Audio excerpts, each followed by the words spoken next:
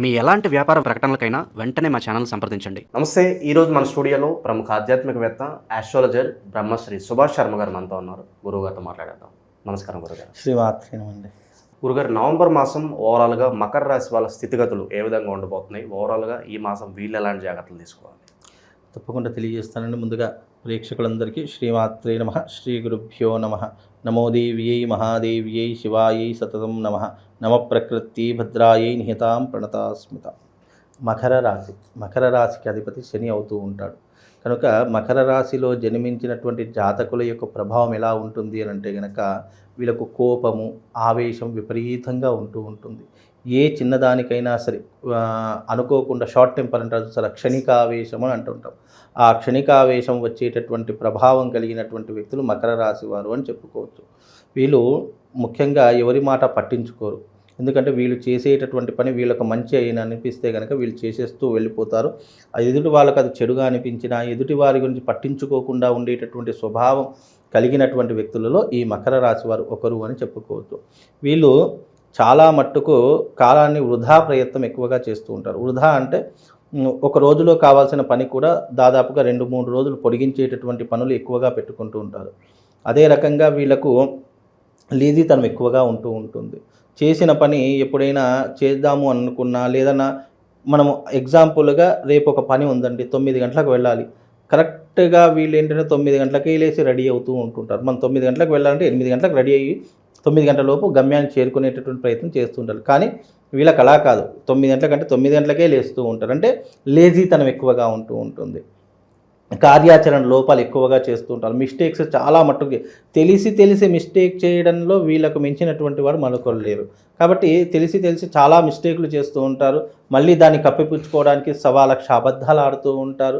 మళ్ళీ విపరీతమైనటువంటి కోపం, అగ్రెసివ్నెస్ ఎక్కువగా రావడం జరుగుతుంది. తన తప్పుని ఎవరైనా వేలెత్తి చూపించారనుకోండి, దాన్ని సమర్థించుకోవడానికి, దాన్ని కప్పిపుచ్చుకోవడానికి కోపం అనేటటువంటిది ఎక్కువగా వస్తూ ఉంటుంది. అలాంటి తరహాలో ఉన్నటువంటి వారు ఈ యొక్క మకర రాశి వారు అని చెప్పుకోవచ్చు. అలాగే అంత కోపం ఉన్నప్పటికీ కూడా సహాయం చేసేటటువంటి గుణం ఉంటూ ఉంటుంది. అలాగే 10 మందికి ఉపకారం చేద్దాం, మనం అపకారం చేయకుండా ఉపకారం చేద్దాము అనేటటువంటి తరహాలో ఉన్నటువంటి నెగిటివ్ ఎలా ఉంటుందో పాజిటివ్స్ కూడా అలాగే ఉంటూ ఉంటాయి.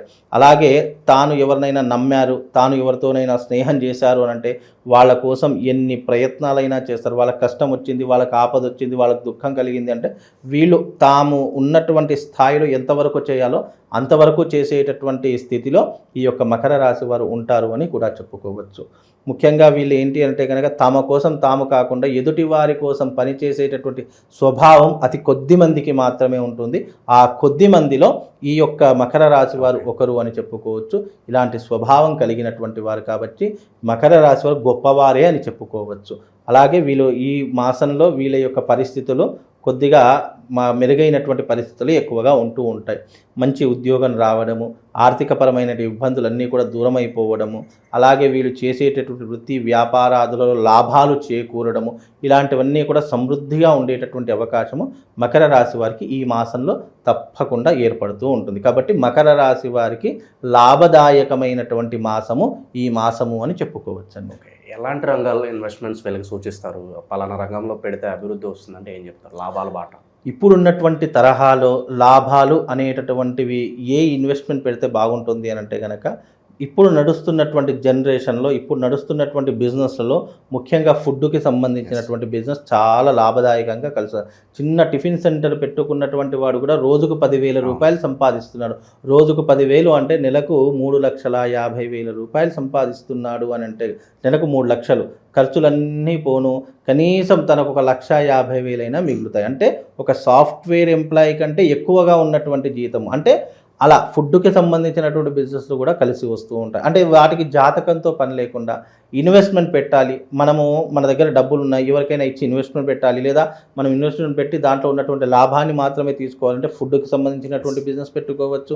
లేదా డబ్బులు మన దగ్గరే ఉండాలి అంటే గోల్డ్కి సంబంధించినటువంటి బిజినెస్లు, అంటే గోల్డ్ ఏంటి తక్కువ రేటుగా ఉన్నప్పుడు కొని ఎక్కువ రేట్ అయినప్పుడు అది అమ్మివేయడం అనేటటువంటి అదొక ఇన్వెస్ట్మెంట్ లాగా అన్నమాట. మన డబ్బులు మన దగ్గరే ఉంటాయి, ఎక్కువ డబ్బులు అంటే మనకు ఒక లాభమైనటువంటి ధర వచ్చినప్పుడు దాన్ని మళ్ళీ సేల్ చేస్తే కనుక మళ్ళీ మన డబ్బులతో పాటు లాభాన్ని చేకూర్చేటటువంటి అవకాశాలు కూడా ఉంటాయి.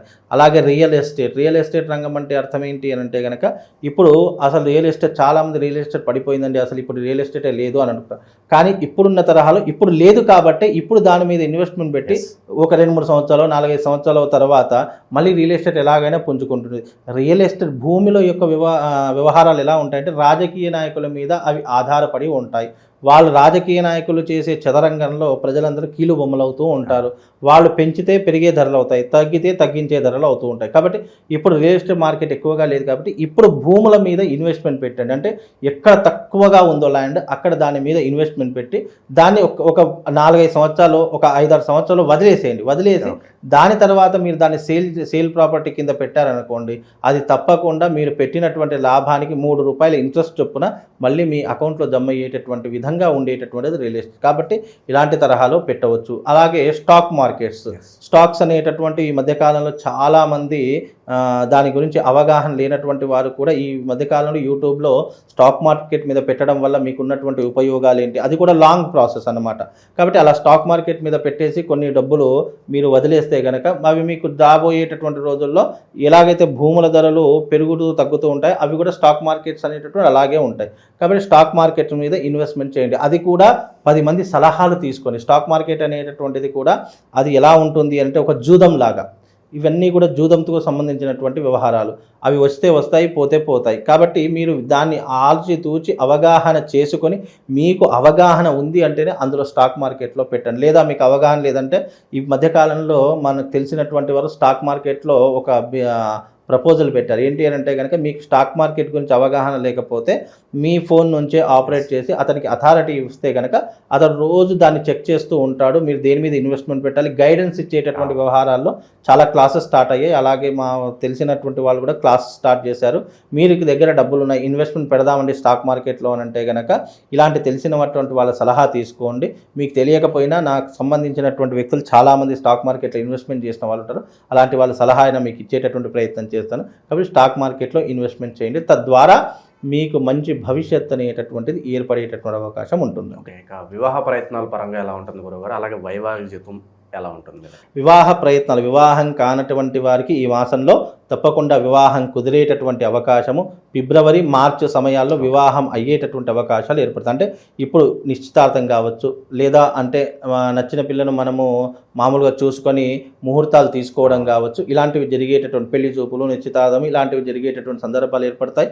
ఆఫ్టర్ ఫిబ్రవరి మార్చిలో వివాహం జరిగేటటువంటి ప్రయత్నాలు ఎక్కువగా సఫలీకృతం అవుతాయి. కాబట్టి ఈ మాసంలో ఎంగేజ్మెంట్ వరకు అయితే చేసుకునేటటువంటి అవకాశం ఏర్పడుతూ ఉంటుంది.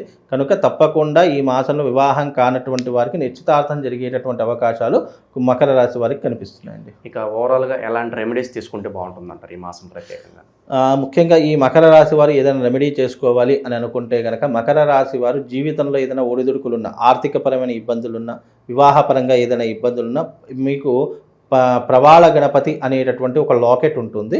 అది పగడపు గణపతితో చేసినటువంటి ప్రవాళ గణపతి. ఆ ప్రవాళ గణపతిని కనుక మీరు మెడలో ధరించుకున్నట్టయితే ఆర్థిక పరంగా కావచ్చు, వివాహపరంగా కావచ్చు, లేదా జాతకంలో ఎవరికైనా కుజదోషం ఉంటే, ఈ రాశి వారికనే కాదు మీ జాతకంలో ఎవరికైనా కుజదోషము గనక ఉన్నట్టయితే ఈ ప్రవాళ గణపతి లాకెట్ను మెడలో ధరించుకునేటటువంటి ప్రయత్నం చేయండి. తద్వారా కుజుడికి సంబంధించినటువంటి ఏదైతే కుజదోషం ఉందో అది పూర్తిగా తొలగిపోయే అవకాశం ఉంటుంది. దాని యొక్క వ్యతిరేకత మీ మీద పడకుండా ఉంటుంది. అలాగే వివాహం కానటువంటి వారికి కూడా ఈ ప్రవాళ గణపతి తప్పకుండా ఉపయోగపడుతూ ఉంటుంది. అలాగే ఆర్థిక పరమైనటువంటి ఇబ్బందులు ఎవరైతే ఈ మకర రాశి వారు అనుభవిస్తున్నారో, ఆర్థిక పరమైనటువంటి ఇబ్బందుల నుంచి బయటపడాలి అనుకుంటే ఈ ప్రవాళ గణపతి ధరించుకుంటే కొంతవరకు వాళ్ళకు మెరుగైనటువంటి అవకాశాలు, ఆ భగవంతుని యొక్క కృప తప్పకుండా వాళ్ళ మీద కలుగుతుందండి. చాలా బాగా వివరించారు. ధన్యవాదాలు. శ్రీమాన్.